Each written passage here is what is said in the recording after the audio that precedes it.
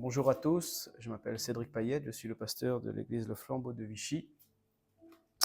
Soyez les bienvenus parmi nous. Il n'y a pas de graines inutiles. Voici le thème de mon message de ce soir. Il n'y a pas de graines inutiles. Cette semaine, nous étions à Beaune et nous avons pu visiter, tout le monde va me dire des caves. Effectivement, nous avons visité des caves à Beaune, mais pas que, nous avons visité aussi une moutarderie et les hospices de Beaune. Et vous savez, Dieu parle tantôt d'une manière, tantôt d'une autre. Peu importe l'endroit où nous sommes, si nous sommes connectés à Dieu, Dieu veut nous parler. Et il nous parle d'ailleurs.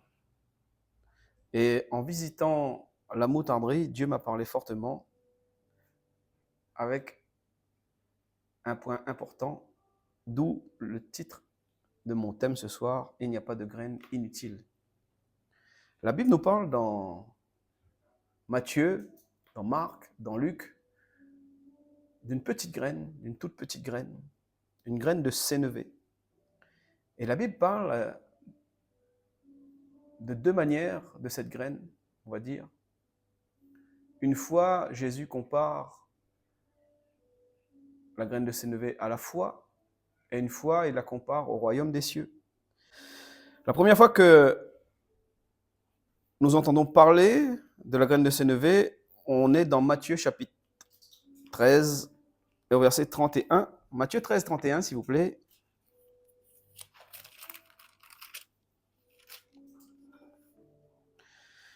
Et dans Matthieu 13, 31, il est écrit, il leur proposa une autre parabole et il dit, le royaume des cieux est semblable à un grain de sénévé qu'un homme a pris et semé dans son champ. C'est la plus petite de toutes les semences, mais quand elle a poussé, il est plus grand que les légumes et devient un arbre, de sorte que les oiseaux du ciel viennent habiter dans ses branches. Un texte quand même intéressant. J'ai eu des graines dans ma main de sénévé, et c'est vraiment petit. C'est-à-dire que les graines de colza sont grosses comparées aux graines de sénévé. Et quand on a mis des graines de colza dans sa main, on sait que c'est tout petit, c'est de la même famille de plantes. Mais quand on met une graine de sénévé dans sa main, c'est tout petit, tout petit, tout petit.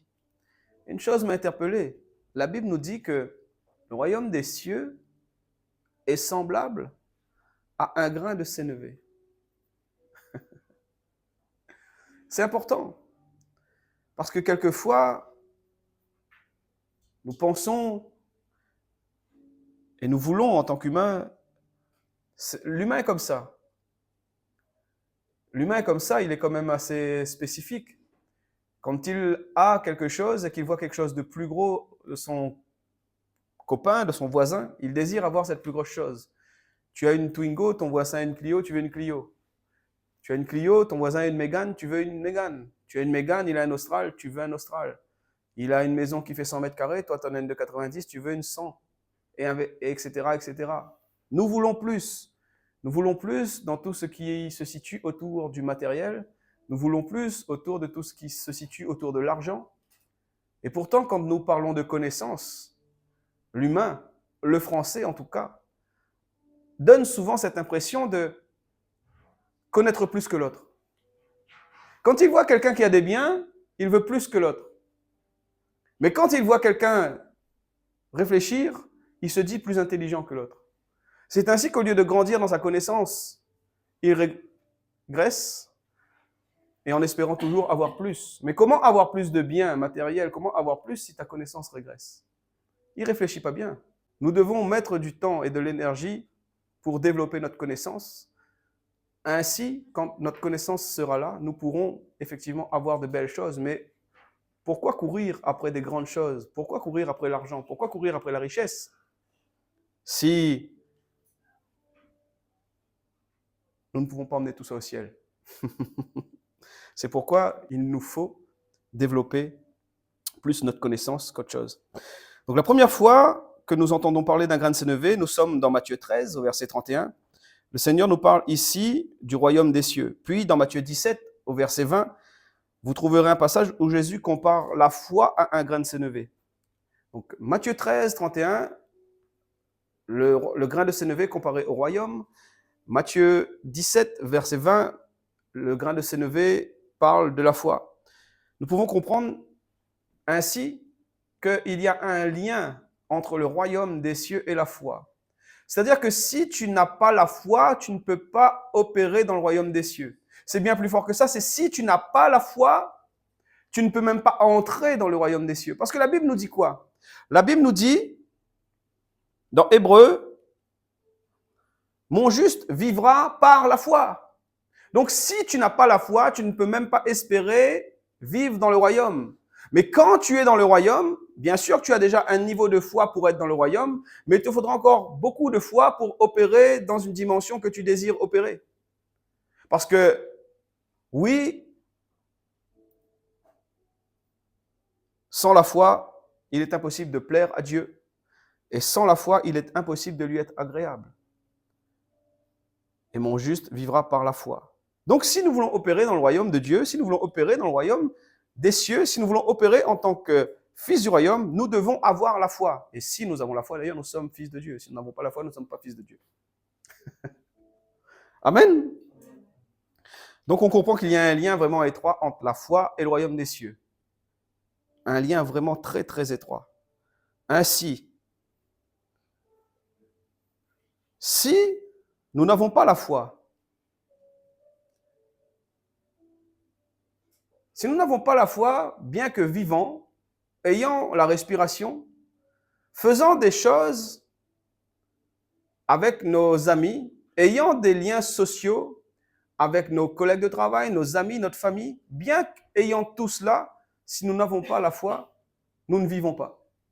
Parce que la vie se trouve en Christ. Parce que mon juste vivra par la foi. Donc si tu n'as pas la foi, bien qu'ayant la respiration, tu n'as pas la vie. Je t'encourage à avoir la vie. La vie nouvelle, la vie en Christ, est cette vie qui nous... J'en parle souvent, mais nous pensons à vie nouvelle, à vie au ciel. Mais la vie nouvelle n'est pas que la vie au ciel. La vie nouvelle est bien cette vie ici, en manifestant la vie du royaume sur terre. Amen. Amen. Donc, nous avons compris, nous avons deux passages. Un passage qui nous parle du grain de sénévé comparé au royaume des cieux, et un autre passage qui nous parle du grain de sénévé comparé à la foi. Nous avons compris qu'il y a un lien étroit entre la foi et le royaume des cieux, et que sans la foi, il est impossible de plaire à Dieu. Et si tu ne plais pas à Dieu, tu n'es pas dans son royaume. Donc il faut avoir la foi. Et nous lirons tout à l'heure Hébreux 11 pour comprendre un peu mieux ce qu'est la foi. Amen. Maintenant, si nous voulons manifester le royaume des cieux sans avoir la foi, ce n'est pas possible. Je le dis sous cette forme-là pour que tout le monde puisse bien comprendre. C'est-à-dire, il faut la foi pour le faire, mais si tu n'as pas la foi, tu ne peux pas le faire non plus. Tu peux faire quelque chose qui ressemble au royaume des cieux, mais ça ne sera rien. C'est-à-dire que les sorciers font des choses, font des miracles, mais ils n'ont pas la foi. En tout cas, ils n'ont pas la foi en Jésus-Christ. Ils ont peut-être la foi en eux, mais ils n'ont pas la foi en Jésus-Christ. Donc si tu n'as pas la foi, c'est impossible de plaire à Dieu. Et tu ne seras pas dans le royaume des cieux. Maintenant, nous manifestons le royaume quand nous avons la foi. Lorsque nous parlons de l'avancement du royaume des cieux ou de l'avancement de la foi, et c'est là où vraiment je vais commencer à développer. J'ai pris du temps pour introduire, mais la Bible nous parle de deux passages qui nous parlent du grain de sénévé. Un passage qui nous parle du grain de sénévé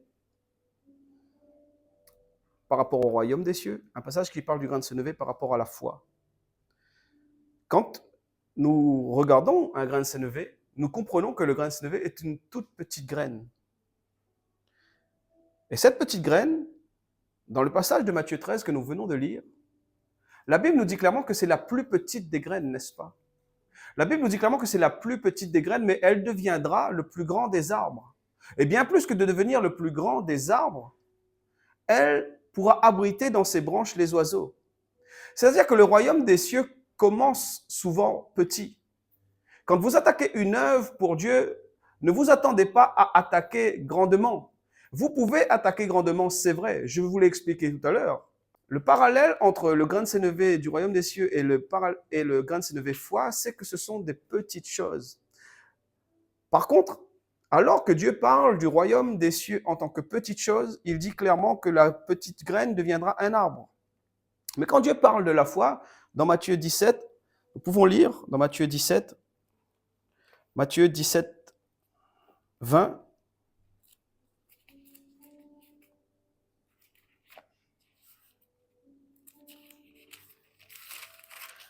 Matthieu 17, 20 nous dit, «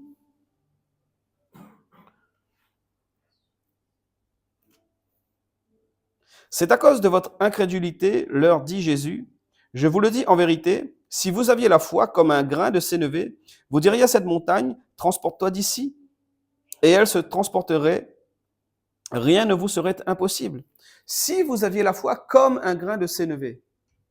Beaucoup de prédications ont parlé de la foi, de la taille d'un grain de sénévé. Mais moi, quand je lis la Bible ici, il n'est pas écrit de la taille. Il est écrit la foi comme. Et on comprend la foi comme celle d'un grain de sénévé. Le grain de sénévé, bien que petit, quand on le met en terre, il ne doute pas. Il ne dit pas, ouais, est-ce que je vais pousser? Est-ce que je ne vais pas pousser? Est-ce que je vais porter du fruit? Est-ce que je ne vais pas porter du fruit? Est-ce que j'aurai des oiseaux? Est-ce que j'en aurai pas? Non. Le grain de sénévé, on le met dans le sol, il pousse. Il devient le plus grand des arbres et les oiseaux s'y abritent. C'est ça la foi, comme le grain de sénévé. Une foi qui ne doute pas, une foi qui ne bronche pas, une foi vraiment ferme, une foi forte, une foi robuste. On ne parle pas ici de la taille. Bien sûr, il existe une petite foi, il existe une grande foi, il existe une foi faible, il existe une foi forte. Mais quand Jésus parle de la foi petite, c'est pas à ce niveau-là. Quand Jésus va parler de la petite foi, nous serons dans le passage où Dieu parle, où Jésus demande de pardonner 7 fois, 77 fois. Alors les disciples disent à Dieu, augmente-nous la foi. C'est là nous voyons que augmente-nous la foi. Pour que nous puissions aimer, pour que nous puissions pardonner. Alors oui, nous pouvons avoir une petite foi, mais c'est pas parce que la foi est petite qu'elle n'est pas robuste. Et pour que ta foi grandisse, il faut augmenter ta connaissance. Faute de connaissance, mon peuple périt. Mais quand tu augmentes ta connaissance, quand tu augmentes vraiment ton niveau d'enseignement, alors ta foi va grandir. Mais pour que ta foi devienne ferme, robuste, il faut pratiquer. C'est ainsi qu'il faut être bon dans l'enseignement, bon dans ta relation avec Dieu, mais aussi pratiquer. Parce que si tu ne pratiques pas, tu ne sauras pas que tu as une foi forte. C'est comme ça. La foi grandit. La foi devient ferme. Mais ici, la parole de Dieu ne nous parle pas d'une petite foi comme un grain de sénévé. Elle nous parle d'une foi comme celle du grain de sénévé. Cette foi ferme, cette foi forte, cette foi qui ne doute pas, cette foi qui ne bronche pas, cette foi vraiment qui s'appuie sur la parole de Dieu, cette foi qui dit que si Dieu a dit, il le fera. Parce que tout est possible à celui qui croit et rien n'est impossible à Dieu. Amen.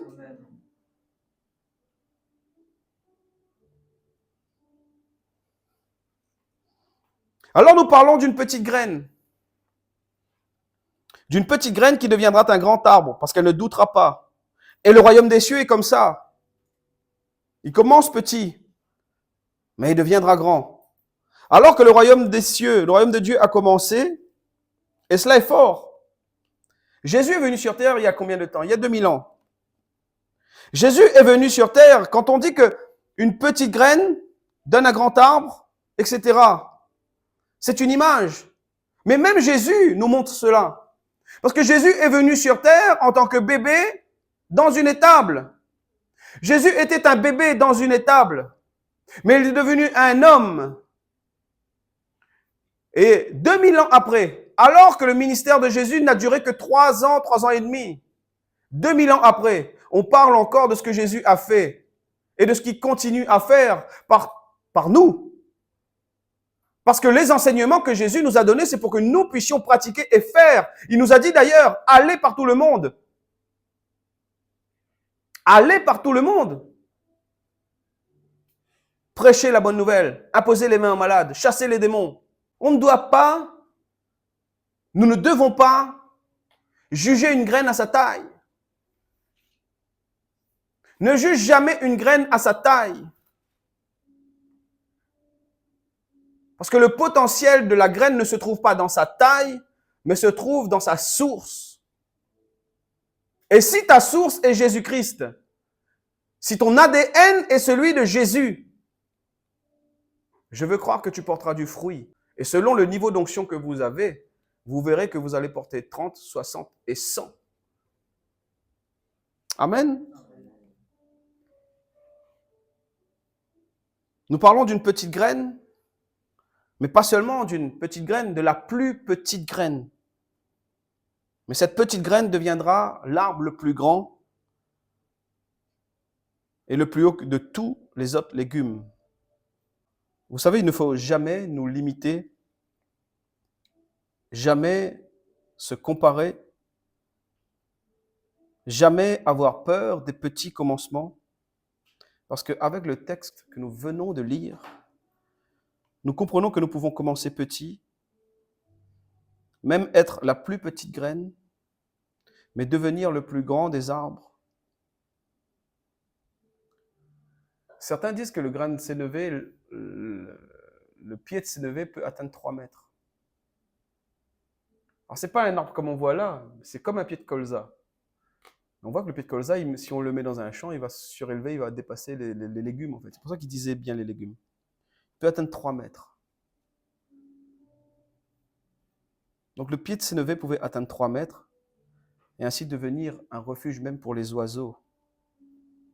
Alors, vraiment, n'ayons pas peur, n'ayons pas de complexe d'infériorité, ni de sursaut d'orgueil, mais soyons juste là et comprenons que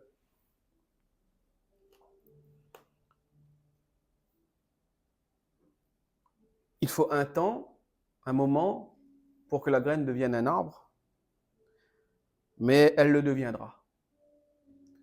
Elle le deviendra. Ne te pose pas de questions sur la vision que Dieu t'a montrée. Si Dieu t'a montré, même si cela tarde, la promesse s'accomplira, nous dit Zacharie. La promesse s'accomplira. Maintenant, c'est pour cela que tu dois avoir la foi. Donc n'aie pas peur. Le royaume des cieux est semblable à un grain de sénévé. On ne le voit pas au début, mais ce n'est pas pour autant qu'il n'est pas là. Amen. N'aie pas peur des petits commencements. N'aie pas peur des petits commencements. Premièrement, l'enseignement que je retire des passages qu'on a lus et de cette graine de sénévé, c'est ne néglige pas les petits commencements. Deuxièmement, même si le royaume des cieux semble petit aux yeux humains, je l'ai déjà dit à peine avant, mais je veux bien le dire là. Même si le royaume des cieux semble petit à l'œil humain, je vais poser la question à quelqu'un. Est-ce qu'il sait le potentiel qu'il y a dans cette petite graine?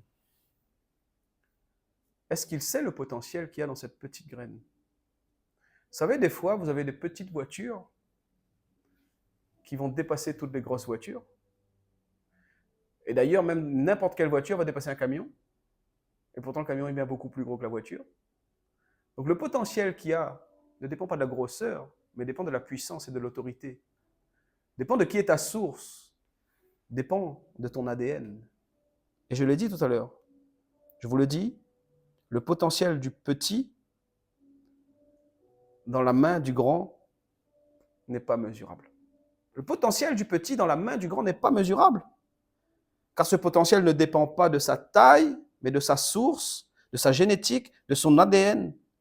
Et si ta source, ton ADN est en Christ, alors de la plus petite des graines sortira un arbre qui, à son tour, et c'est ça qui est puissant, de la plus petite des graines, qui tire son potentiel, qui tire son ADN de Jésus, de cette petite graine sortira un arbre qui produira des graines. Et vous verrez après, pas seulement. Parce que souvent, on dit que l'arbre produit des graines et qui reproduit des arbres et qui reproduisent des graines. Oui, gloire à Dieu. Il y a ce potentiel de semence dans l'arbre. Mais il n'y a pas que cela. Il n'y a pas que cela. Et vous allez le voir après. Vous allez le voir. Donc, le résultat ne dépend pas de la taille de la graine, mais du potentiel qui est dans la graine, de la génétique de la graine, de son ADN. Et si ton ADN à toi est en Jésus, si ta source est en Jésus, je te garantis que tu porteras du fruit et que les oiseaux viendront s'abriter dans tes branches. Amen. Oui, le royaume des cieux est semblable à une graine petite, insignifiante. Mais la Bible a dit aussi que Jésus ne venait pas pour frapper les regards. Jésus ne vient pas pour frapper les regards. Il est venu, je vous l'ai dit, en tant que bébé, mais 2000 ans après, on en parle encore. D'un leader qui a travaillé 3 ans, on en parle encore. 3 ans, tant comme, hein. Parce que la source de Jésus n'était pas terrestre. Son ADN était céleste. C'est pour ça que sur terre, il a agi et il a eu du grand résultat et de grand succès. Premièrement, par rapport à son ADN. Deuxièmement, parce qu'il faisait tout ce que son père lui disait. C'est les deux choses qui font que quelqu'un va avancer. Si ta source, elle est en Christ, et si tu obéis à ce que Dieu te dit, et si tu fais ce que Dieu te dit, tu vas réussir. Mais si ta source n'est pas en Christ, et qui plus est encore, tu n'obéis même pas à Dieu, comment veux-tu réussir? Et certains ont leur source en Dieu, mais ils n'obéissent pas à Dieu. Ils obéissent à leur chair. Si tu obéis à ta chair, si tu obéis à tes désirs, comment veux-tu avoir du résultat? Ce n'est pas possible.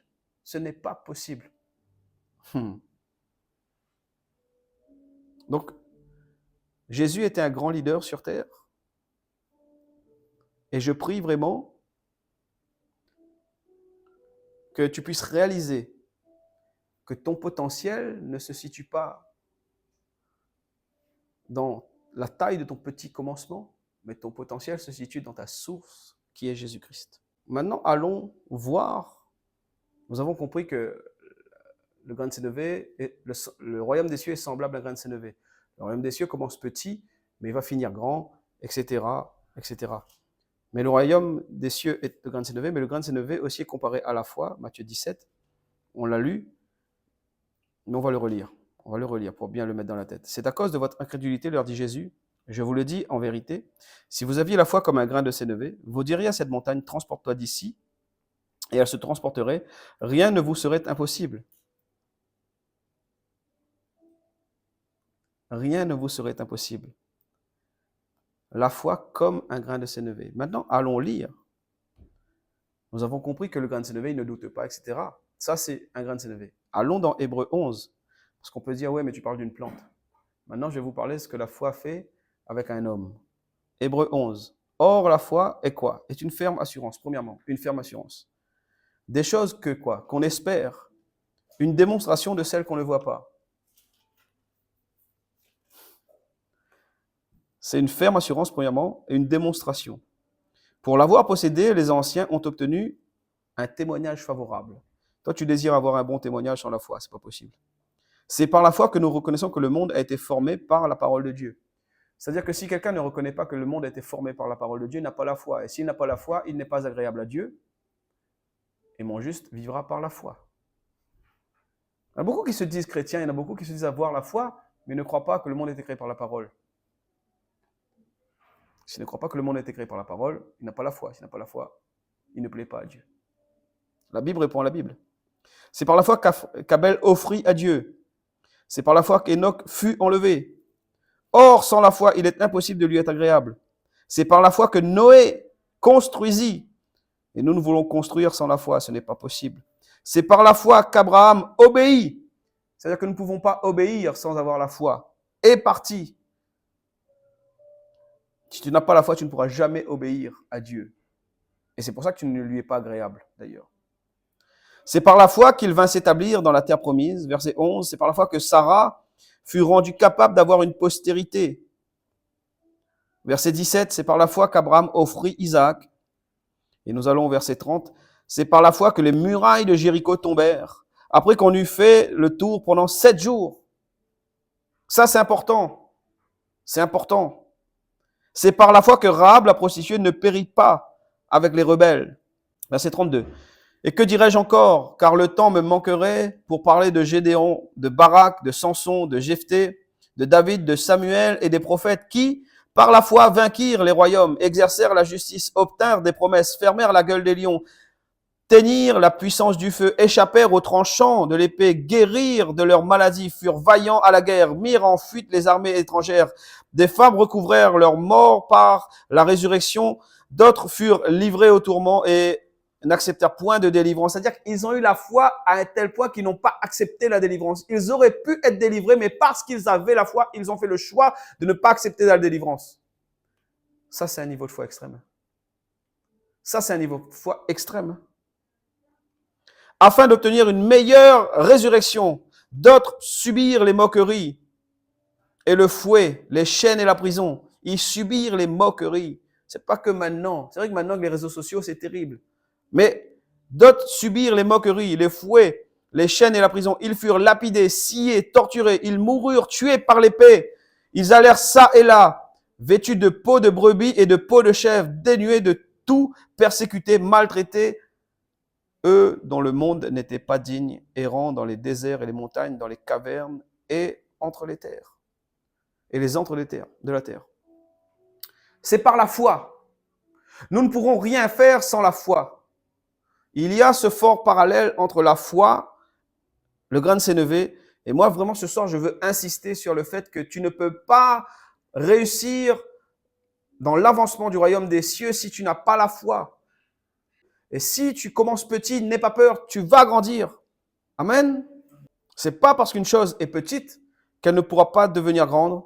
Et c'est pas parce qu'une chose est petite qu'elle n'a pas de puissance. Je vous l'ai dit avec les voitures et le camion, on ne juge pas à la taille.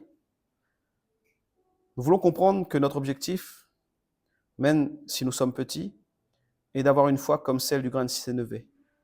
Nous ne parlons ici, bien sûr, pas de sa taille, mais d'une foi ferme, d'une foi forte.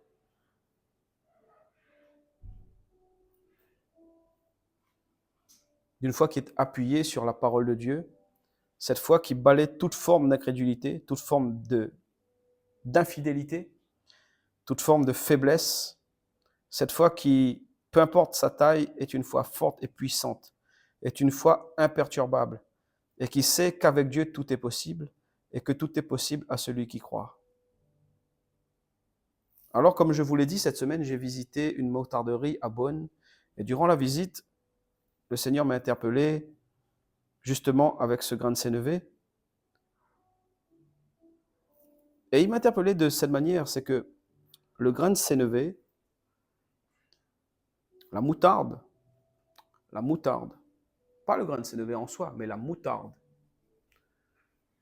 est le condiment le plus mangé dans le monde, premièrement. Deuxièmement, ce sont les Français qui en mangent le plus. Quand quelqu'un dans un autre pays mange 200 grammes jusqu'à 600 grammes pour les Allemands par an, un bon Français mange 1 kg de moutarde, 1 kg de moutarde par an. On est le plus gros consommateur de moutarde au monde, mais nous ne sommes pas le plus gros producteur. Le plus gros producteur, c'est l'Inde. Et le Canada aussi en produit beaucoup. Et c'est important ça. L'Inde ne mange pas de moutarde. L'Inde mange l'épice en soi, elle le fait avec d'autres épices. Elle fait des mélanges d'épices.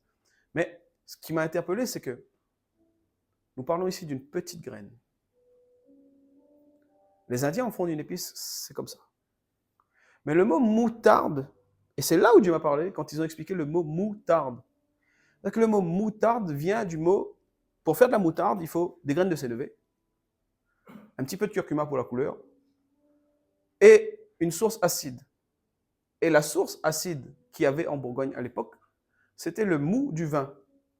Il y avait du vin vert, assez acidulé. Et donc le mot moutarde vient du mot mou de vin et arde, je ne sais plus. Mais ça vient de ça. Et quand ils ont expliqué la manière de travailler cette moutarde, ça m'a vraiment, vraiment beaucoup interpellé. Nous avons ici une petite graine. Cette petite graine va devenir un arbre.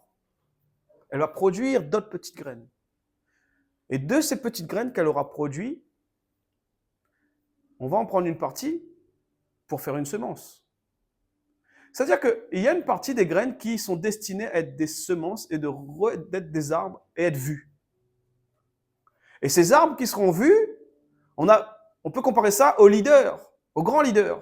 Il y a des leaders qui sont vus, qui sont connus. Et une graine en porte 100, etc. Mais le reste des graines, on en fait quoi? Le reste des graines, on en fait quoi? Et même, en réalité, Dieu m'a parlé beaucoup, beaucoup, beaucoup, juste avec une petite graine. Mais c'est trop compliqué de tout mettre sur un papier et de vous le dire. C'est que la petite graine, déjà, on la prend. Si elle veut devenir un arbre, première chose, elle meurt à elle-même. Elle meurt à elle-même. Elle meurt à elle-même et ensuite elle pousse, elle devient un arbre et une graine produit l'arbre qui va produire des graines, qui va produire des arbres, qui va produire des graines, etc. Je vous l'ai déjà expliqué. Et donc, cette petite graine, elle meurt à elle-même et elle produit un arbre qui donne des graines. On prend des graines, on en fait une semence, etc. et on conserve cette semence-là. Mais les autres graines, elles sont là pourquoi? Les autres graines, on les prend, on les broie. Et à un moment donné, on les broie avec une grosse pierre. Vous comprendrez où je vais en venir avec la pierre. Une grosse pierre. Mais en soi, ça ne bouge pas là. Et on va commencer à mettre le mou, le liquide. Et au moment où ça commence à prendre. Et le goût commence à venir, etc. Elle nous a fait goûter un tout petit peu de moutarde, des graines comme ça. Ça ne nous piquait pas. Et à un moment donné, on en met un petit peu plus et on le croque bien. Et quand la salive commence à agir, ça commence à piquer. C'est-à-dire que la graine de moutarde ne donnera pas de goût, elle n'aura pas de saveur si elle n'a pas été broyée et mélangée au liquide. Ça m'a interpellé sur le chrétien. Nous sommes des petites graines, tous.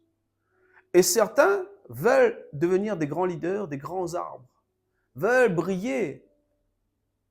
Mais si tu es appelé à devenir une moutarde, sois moutarde. Parce que la moutarde, je l'ai comparée à l'église. Parce que la moutarde donne de la saveur, c'est le condiment le plus consommé au monde. Ainsi, l'église. Je compare l'église à la moutarde, vous allez rigoler, les gens vont rigoler.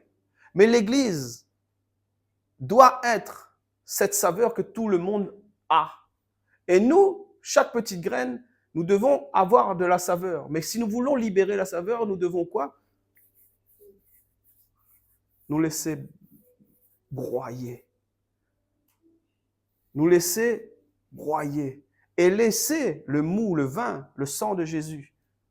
La pierre m'a parlé de la pierre roulée de Jésus. Beaucoup. Le vin m'a parlé du sang de Jésus. Beaucoup. C'est ainsi que j'ai compris que l'homme qui arrive du monde, qui est brisé, qui est cassé, etc., on le voit encore. Et il désire encore briller. Mais il ne brille pas parce qu'il est brisé, il est cassé et on parle de lui. Pourtant, on le voit. Mais l'Église, alors qu'on est beaucoup, le but c'est qu'on ne te voit plus, toi individuellement. Mais qu'on voit l'Église ensemble. Parce que quand tu prends une cuillère de moutarde, tu ne vois pas les grains. Vous allez me dire, il y a de la moutarde à l'ancienne. Mais la vraie moutarde, ce n'est pas de la moutarde à l'ancienne, c'est la moutarde. Il n'y a plus de grains là-dedans. Et pourtant, est-ce que la graine y est dedans? Est-ce qu'elle a de la saveur? Alors nous devons être cette église remplie de saveur. Mais pour être remplie de saveur, nous devons passer par la croix. Les gens veulent briller. Celui qui a brillé, la plante qui est devenue plante, elle est morte à elle-même. Sinon, elle ne serait pas plante. La deuxième, ce n'est pas une graine inutile. C'est une graine qui va porter de la saveur partout dans le monde. Partout dans le monde. Partout dans le monde, cette graine portera de la saveur. Et je prie que tu sois cette graine, cette église, même si on ne te voit pas individuellement, mais que tu fasses partie de cette église. On n'a pas besoin de dire un tel machin. On a besoin de savoir qu'il y a l'église de Dieu qui avance. Bien sûr, parmi tout ça, il y a des individualités, mais une individualité tout seul, il ne fera rien. Tu peux être le plus grand homme du monde. Si tu n'as pas une équipe derrière toi, tu n'avanceras pas. Mais c'est l'Église. Dieu m'a parlé de ça. Pourquoi? Pour dire que c'est l'Église. L'Église. L'Église. L'Église. L'Église qui gagnera le monde. Parce que Jésus revient chercher une épouse glorieuse. C'est-à-dire que dans l'Église, le bâtiment, il y a l'épouse et il y a les autres.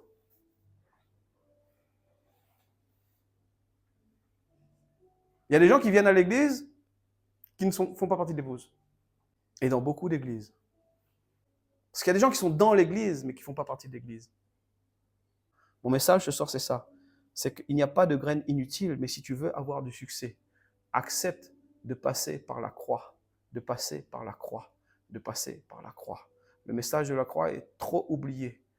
Trop oublié. Les églises sont libres.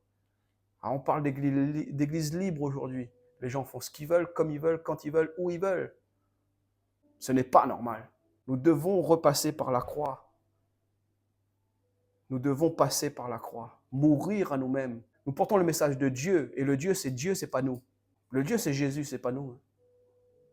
Jésus, par son sacrifice à la croix, a versé son sang pour que nous soyons sauvés. Il a été mis au tombeau, c'est vrai, mais la pierre a été roulée et Jésus est sorti du tombeau. Jésus est mort, c'est vrai, mais il a été ressuscité. Jésus est ressuscité. Et par sa mort sur la croix et sa résurrection, tu as reçu le pardon de tes péchés et la vie éternelle. Alors maintenant, si tu as été une graine brisée, broyée par ce monde, je suis là pour te dire cet après-midi que Jésus, lui, il est le rocher sur lequel tu peux et tu dois même t'appuyer. Son sang a coulé et comme cette graine de sénévé qui deviendra de la moutarde, toi deviens l'Église de Jésus-Christ. Et donne de la saveur où tu seras. Donne de la saveur où tu seras. Tu sais, 100% des graines sont utiles. 100% des graines sont utiles. Soit tu vas devenir un arbre portant du fruit, soit tu vas devenir un condiment précieux pour donner de la saveur autour de toi. Parce que oui, il y a des gens qui ont besoin d'entendre ton message. Il y a des gens qui ont besoin aussi de ta simple présence. Le fait que tu sois là va changer l'instant présent de quelqu'un. Alors, sois ce condiment si précieux qu'est l'Église pour donner de la saveur autour de toi. Ne cherche pas à briller. Cherche juste à donner la saveur. Cette saveur que toi-même, tu as trouvée en Jésus-Christ. Et tu verras, la vie des gens autour de toi va changer. Alléluia.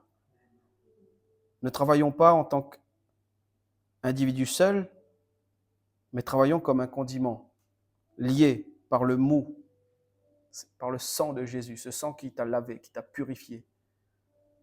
L'œuvre de Jésus à la croix, c'est cela qui nous unit. Et c'est ainsi que nous devenons ce condiment parce que l'œuvre de Christ à la croix nous permet d'être unis aujourd'hui. Nous devons vraiment nous laisser façonner par le Saint-Esprit.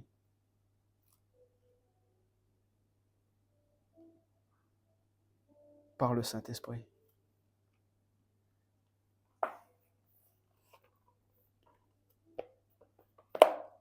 Nous sommes vraiment, chacun d'entre nous,